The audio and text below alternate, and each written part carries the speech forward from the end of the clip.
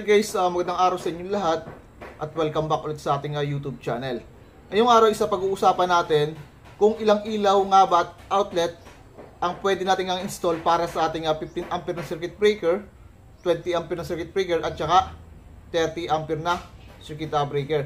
So last meeting guys, na-topic natin to. So ang gagawin lang natin ngayon is recap na lang tayo. So gagawin ko isa-summarize natin para mas lalo nyong maintindihan. So sa pag-install guys ng ating mga circuit breaker sa loob ng ating bahay, so laging pinapaalala ni Philippine Electrical Code, lahat ng gagamitin nating circuit breaker is 80% lang po yung allowable na pwede nating gamitin sa kanya para din sa ating safety factor. So malinaw tayo doon.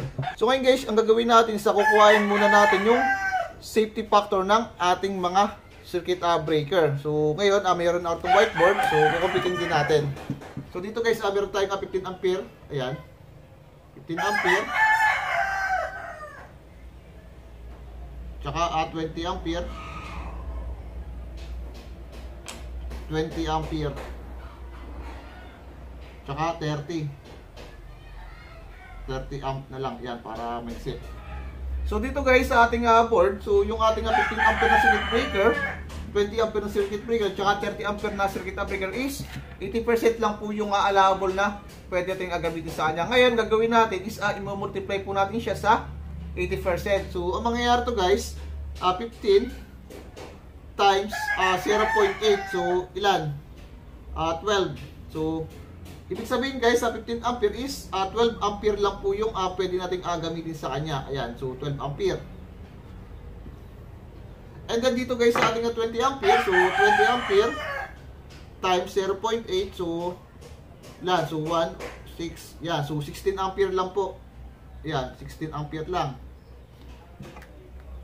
And then last, sa ating 30 ampere, so sa 30 ampere natin guys, is 30 times 0.8 equals 1624. So 24 ampere lang po. So ibig sabihin 24 ampere lang po yung pwede nating gamitin para sa 30 ampere na circuit breaker. Ito guys is para na rin sa ating safety factor. So kinuha lang natin guys yung safety factor nitong ating mga circuit breaker. So malinaw tayo dito.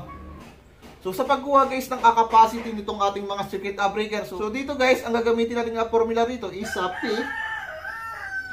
equals B times I. So yung P natin guys, ito yung ating power. Ayan. Power. Yung kanyang units guys is watts. Yan, watts. Yung ating B is voltage. Ayan. So ang unit niya is volts. Yan. And yung I is current. And then ang unit niya is ampere. So dito guys, sa formula na P equals B times I. So dito is aalamin natin yung ating wattage ng ating mga circuit breaker, kung ilan yung kanilang capacity. So ngayon guys, dito is alamin muna natin kung ilan yung capacity ng ating mga ilaw. So magsisimula muna tayo guys dito sa ating 15 ampere. So sa ilaw natin muna, ayan, ilaw. Ayan, Tagalog na Tagalog tayo. So sa ilaw. So sa pagkuha guys, simple lang. So yung formula na gagamitin dito is P equals B times I. So yung P natin, so ito yung hahanapin natin. So equal B times I. So yung B natin is voltage. Ayun guys, yung ating nominal voltage na based kay Philippine Electrical Code is 230. So given na siya guys. So 230. So 230 times current. So yung I natin guys, kanina kinuha na natin yung ating safety factor. So i-multiply na lang natin siya guys sa 12 ampere. So ayan. So sa 12. Ayan. So 230 volts times 12 ampere. So ilan yung kalalabasan niya? So mag-compute ako dito. Ayan. So gamit tayo cellphone. 230 times 12 ampere. So ang kinalabasan niya guys, 2,760. Ayun guys, ang tanong dito, so ilang ilaw nga ba yung pwede natin install para sa 15 ampere na circuit breaker? Ayun guys, ang gagawin natin is aalamin natin kung ilang mga wattage yung ginagamit natin sa loob ng ating bahay. So yung mga ginagamit naman nating ilaw sa ngayon is mabababa na yung ating mga wattage. So hindi tulad dati is malalaki talaga yung mga wattage ng ating mga ilaw kasi yung ginagamit nating ilaw ngayon is mga LED type na. So mas maliit siyang konsumo ng kuryente kumpara yung dating ilaw na ginagamit natin. Ayun guys, dito sa computation natin is i-assume muna natin na 100 watts yung isang ilaw. So mamaya guys, magbibigay pa ako ng mga example na mas mababa sa wattage na gagamitin natin na ilaw. So para mas lalo nyo rin maintindihan. So ayun guys, i-assume lang muna natin na yung gagamitin natin ilaw sa loob ng ating bahay is 100 watts. So 2,760 watts. So i-divide lang natin siya sa 100 watts. So 100 watts, ayan. Ayun guys, 2,760. So compute ulit tayo. Okay, divided by 100. So 27.6 guys yung kinalabasan niya. So 27.6 or ano na ito guys, 27 pieces of bulbs. Kung 100 watts yung ating gagamitin na mga ilaw is pwede tayong gumamit ng pinaka-maximum na 27 pieces of bulbs. So 27 piraso na ilaw yung pwede nating install dito sa 15 ampere na circuit breaker. So medyo marami-rami din. So ito ang tanong, so paano naman kung ang gagamitin nating ilaw is mas mababa sa 100 watts? So ngayon bibigyan ko kayo ng example. So ngayon example natin is yung ating mga ilaw sa loob ng ating bahay. So sabihin na natin mga 60 watts yung gagamitin natin. Yung giging competition natin is simple-simple lang din. So walang halos mababago dyan. Gagawin lang natin is buburahin lang natin to. Itong ibaba, ayan. Papalitan lang natin siya guys ng 60. Gawin lang natin ulit sa 2,760 divided by 60 watts. Ayan, so ngayon kinalabasan niya is 46. Ayan, 46 pieces na bumbilya.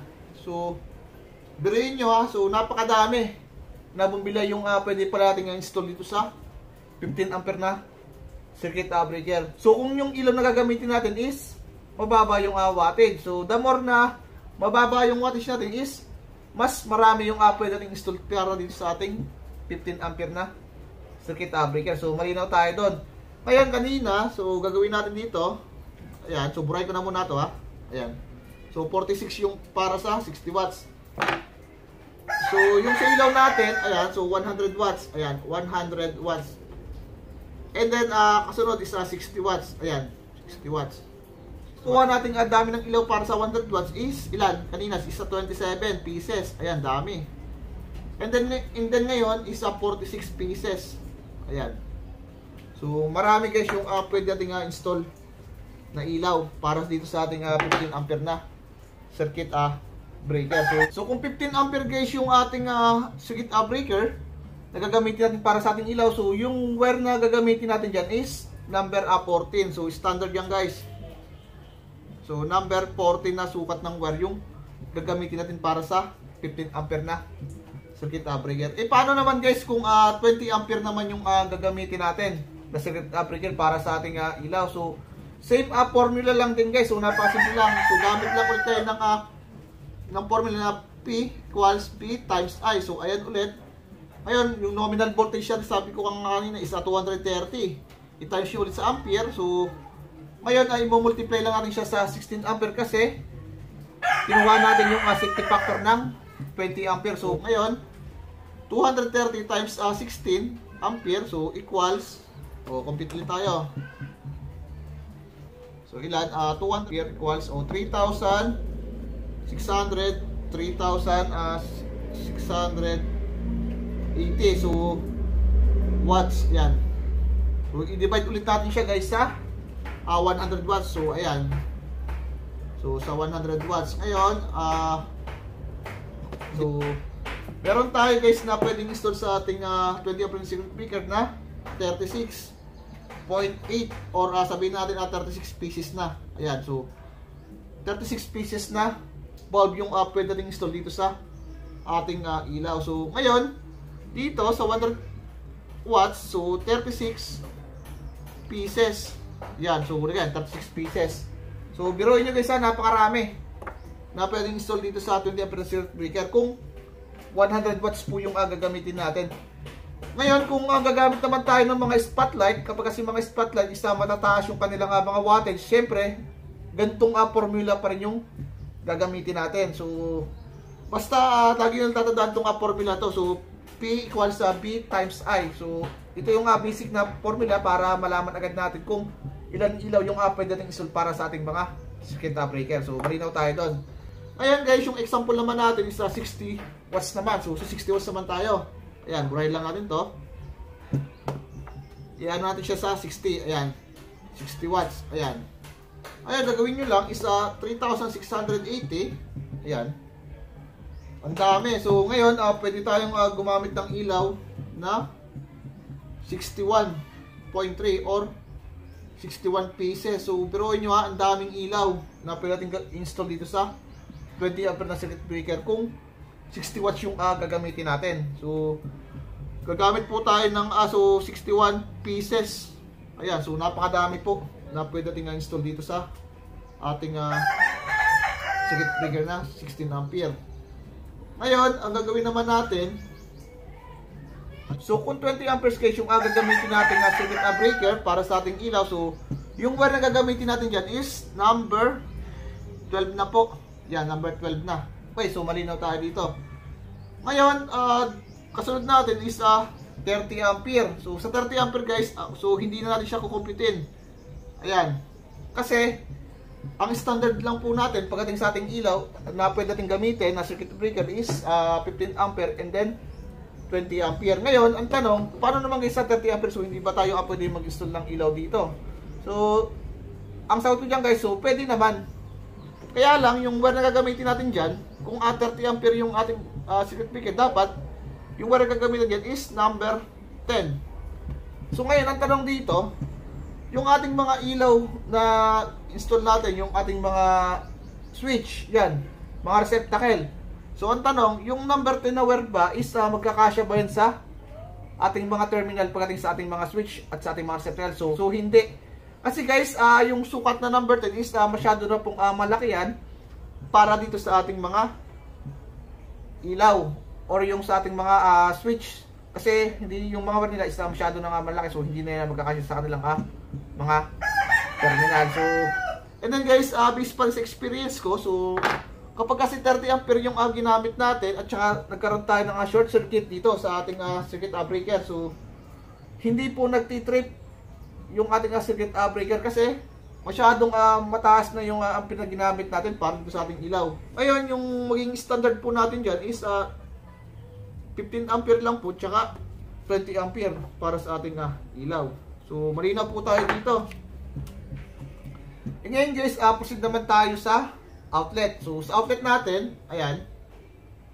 So, sa outlet natin guys is gagamit natin dyan ang circuit breaker is 20 ampere tsaka 30 ampere. So sa convenience outlet natin guys, yung ating mga gagamitin natin dyan is yung laging tatandaan is mga load lang po. Yung mga mabababa yung mga wattage. So hindi po natin guys pwedeng isaksak dito yung mga aircon or yung mga ref natin, rice cooker, heater, so washing machine. So ang computation po kasi nun guys is iba kasi yung mga yan is mga SPO po yan. Pagdating naman guys sa ating outlet is dito po is mga load lang yung pwede natin gamitin tulad ng TV, charger, electric fan, yung mga etc. Kasi guys, yung ating mga SPO naman, yung mga aircon na yan, so pagdating po sa ating panel board is separate po yan ng mga breaker. So hindi po natin yan pwedeng ihalo sa ating mga ordinaryong saksakan. So separate breaker po yan, so required po natin yan. So iba rin po yung kanilang computation pagdating po dito. So malinaw po tayo dito. Ayun guys, sa pag-compute ng ating convenience outlet, so sabi ni Philippine Electrical Code, ang 1 pieces, ayan, na ang 1 pieces na convenience outlet is pumapatak po siya ng 180 watts. So ibig sabihin guys, yung ating convenience outlet na ito, isang piraso, ayan, is pumapatak po siya ng 180 watts. So sa pag-compute guys, ganun din. So simple lang. Yung formula gagamitin natin sa same formula rin po pagdating dito sa ating convenience outlet. So ngayon, yung formula gagamitin natin dito is P equals P times I. So ngayon, hanapin natin yung wattage. So yung voltage natin is nominal na, so 230 times 16. Then guys, yung ating 230, so 230, ayan. Yan. 3,680 watts. Yan. Ngayon, dito guys, sa ating 3,680, so i-divide po natin siya sa 180 watts. Kasi based po kay Philippine Electrical Code, ang isang outlet po natin, 1 pieces outlet, is pumapatak po siya ng 180 watts. So ayan, malinaw tayo doon. Ngayon, yung 3,680, ayan, 3,680 divided by 180. So pumatak po siya ng 20.4 pieces of convenience outlet. So yan. So ibig sabihin guys, dito sa ating 16 amp na circuit breaker, yung pwede nating install na convenience outlet is ayan. So meron po tayong 20 piraso na pwede nating gamitin dito sa 20 amp circuit breaker. Ngayon ang mangyayari niyan guys, yung ating 24 na kinalabasan is i-divide po natin yan sa 2. Ayan, 20.4 divide natin sa 2. So kakalabasan yan is 10. Or ano na yan, 10 pieces na yan. 10 pieces na tugang. So ibig sabihin guys, yung ating pwedeng install dito sa ating 20 ampere circuit breaker is 10 piraso po na convenience outlet. Kung tugang po yung gagamitin natin na convenience outlet. So medyo marami. Okay. So ngayon, buburay ko rito. Ayan. So 10 pieces. Ayan. Ayan. So sa outlet na po tayo. Outlet. Ayan. Outlet. So sa outlet natin guys, pagtugang. Ayan. So pwede po tayo mag-install ng 10 piraso. Ayan, 10 pieces na convenience outlet. So medyo marami rin kapag 20 ampere yung gagamitin natin. So ngayon, paano naman kung 3 gang po yung gagamitin natin na outlet? So ilan po yung pwede natin install para sa 20 ampere na circuit breaker? So ang mangyayari niyan guys, so yung kanilang computation natin is ilan nga ba? So nabot ng 3,680 watts. Yan. 180. So equals 20.4. So yun po kayo ng total na computation natin. Ngayon, ang gagawin natin is i-divide po natin siya sa 3 kasi 3 gang outlet po yung gagamitin natin. Ayan. So ngayon, 3,000 ngayon is 20. Ayan. 20.4. So i-divide po natin siya sa 3. So ngayon, ilan ang yung kalalabasan niya? Yan, so 20.4 divide natin siya sa 3. So ayun guys, meron po tayong yung 6.8. Yan, so 6.8. Ngayon, total na yan is 6 pieces na yan. So 6 pieces na. So meron po tayong 6 na piraso na pwede nating install sa 16 ampere circuit breaker kung 3 gang outlet po yung gagamitin natin. So ayun, mangyayari niyan guys ito. So meron po tayong 6 pieces. Ayan. So medyo kaunti kasi 3 gang yung ating ginamit. So kung akong tatanungin guys, kung mag-install kayo ng mga convenience outlet sa loob ng ating bahay is, ang gamitin nyo na lang convenience outlet is yung 2 gang na lang. Kasi kung 3 gang, medyo masikip na siya kung gagamitin natin lahat siya. So kapag nagsaksak tayo naman baka kasi mamaya kung gagamit tayo ng mga maraming load, halimbawa, so may tendency kasi na masunog yung ating wire. Baka kasi mamaya gumamit pa tayo ng mga mabibigat na load, gumamit pa tayong rice cooker, tapos punong-puno na yung ating convenience outlet. So meron tayong chance na masunog po yung ating linya. So kung ang tatanungin, advice ko lang is tugang na lang po yung gamitin natin sa bahay. Kasi para na rin po sa ating kapakanan na rin ng ating bahay. Baka kasi mamaya masunog yung ating mga saksakan. So ganoon lang guys yung idea. So malinaw tayo dito. Ngayon, pagdating naman guys sa ating 30 ampere na circuit breaker, so yun, alamin ulit natin. So simple-simple lang. Gawin na lang natin dito isa yung formula natin, isa P B times I. Ayan, so itaas voltage 230 times 24. So 24 ampere po kasi kinuha na po natin yung safety factor ng 30 ampere. So ilan? Upitin natin. So 230 times 24. So ilan? 5,520 watts. 5,520 watts po. Ayan. So divide po natin siya sa 180. So ayan, 180 watts. Ayan. Divide 180. So yun. So biruin nyo, meron po tayong 30. So 30.6. 30.6. So, yung 30.6 guys, ito yung dami ng ating convenience outlet na pwede natin install dito sa ating 30 ampere na circuit breaker. So, 30 pieces na ganito, isang piraso. Okay. So, ibig sabihin niyan guys, 30, i-divide nyo po sa 2. So, ilan? So, 15. 15.3. Ayan. Or 15 pieces na po. Ayan. 15 pieces. Ayan. So, madami-dami. So, sa 30 ampere guys, 15 pieces na convenience outlet po yung pwede natin install sa kanya.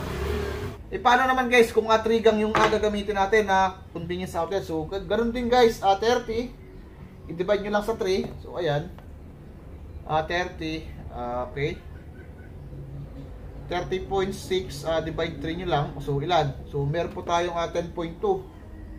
So 10.2. So ibig sabihin pwede tayo mag-install ng 10 piraso, 10 pieces na 3 gang outlet.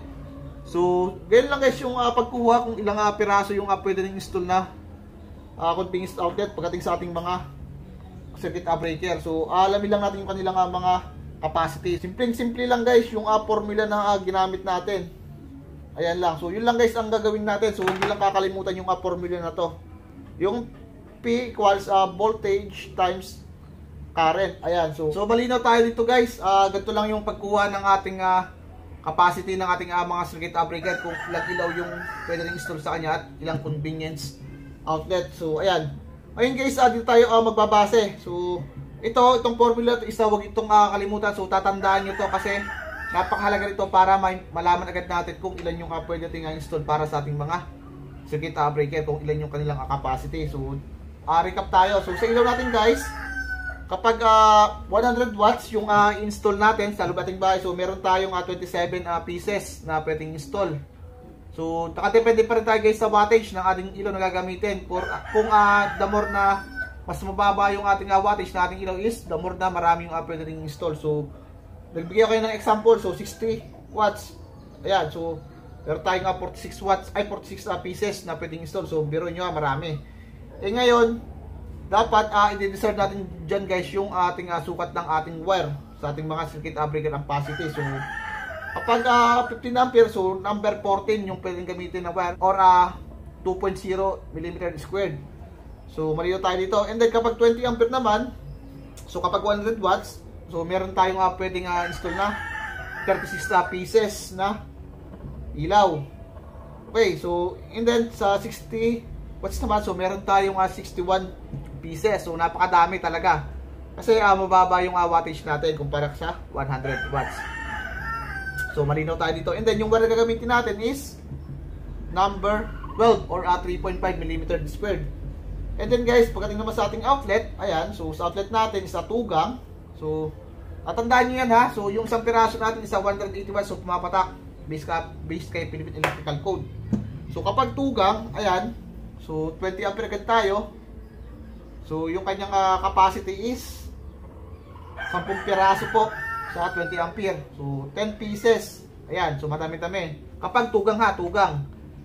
And then kapag 30 ampere naman, so dagdag lang tayo ng 5 piraso. So pumatak siya ng 15 pieces na dami ng ilaw.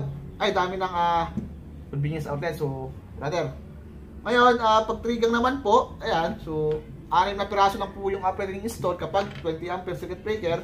And then kapag 30 ampere, so 10 piraso lang na pwedeng isusa. Anya, so napaka-importante ito guys para malaman nyo. Baka kasi mamaya is sobra-sobra na yung ini-install nyo sa loob ng ating bahay. So baka mamaya marami na pala kayong condense out na install. So nagpas na pala sa capacity ng 20 ampere na circuit breaker. Paano kapag ginamit lahat yan?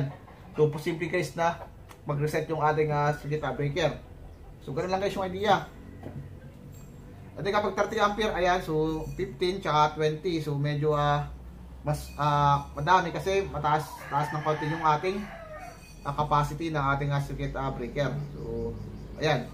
So ito guys, sana ay tandaan nyo to. So ito, kahit ito lang guys, so napaka-importante nito, itong formula to, para malaman agad natin kung ilang ilaw tsaka outlet yung pwedeng install para sa ating mga circuit breaker. Okay, so malinaw tayo doon. Ayan. So yun guys, sa pag-install ng ating mga circuit breaker tsaka yung ating mga convenience outlet tsaka sa ating mga ilaw, so napaka-importante guys na susundin natin yung kanilang wire size para sa kanyang breaker ampacity. So napaka-importante yan guys kasi ang trabaho ni wire, siya po yung magdi-distribute ng current papunta sa ating mga circuit or yung sa ating mga appliances na gagamitin natin sa loob ng ating bahay. So kung tayo ay mag-undersize ng wire, so napaka-hirap niyan. So baka kasi mamaya masunog na po yung ating linya tapos hindi pa nagtitrip yung ating circuit breaker. So dapat kung gagamit tayo is naka-discard yung ating wire sa kanyang breaker ampacity. So pagdating naman guys sa ating circuit breaker, siya po yung nagpo-protect ng ating mga linya. So syempre pati na yung ating mga circuit and then pati na rin tayong mga consumer o yung mga gumagamit ng mga appliances. So ngayon guys, ang gagawin natin is mag-shoutout na tayo. So, shoutout tayo kay Sir Abner Jimenez ng Palawan. Sir, shoutout po sa inyo. Maraming salamat po sa panonood. Kay Ahal Carabalus ng Manila. Sir, shoutout po sa inyo. Kay Maylin Carabalus ng Calbayog City. Sir, shoutout po ma'am, shoutout po sa inyo. Kay Alan Junicio. Sir, shoutout po sa inyo. Kay Sir Patrick San Diego. Sir, shoutout po sa inyo. Kay Michael Garcia ng Siargao Island, sir, shoutout po sa inyo. Kay GMA ng Cainta Rizal, ma'am, shoutout po sa inyo. Maraming salamat po sa panonood. Kay Jo Marie Abala, sir, shoutout po sa inyo. Kay ma'am Sheremy Soriano, isa siyang EE student, ma'am, shoutout po sa inyo. Maraming salamat po sa panonood. Kay Sir Leo Awag ng Estrada Street, Digos City, sir, shoutout po sa inyo. So yun guys, hanggang dito na lang. Sana may nintindihan kayo. So sa mga di pa pala sa akin nagsusubscribe, sana guys supportahan yung channel ko. I-click yung notification bell para lagi updated sa aking bagong video. So sa mga gusto mong pa-shoutout, ang gawin nyo lang is comment lang yung pangalan nyo, yung address para sa susunod na vlog is ma-shoutout ko kayo. So hanggang dito na lang guys and see you in my next vlog. Thank you.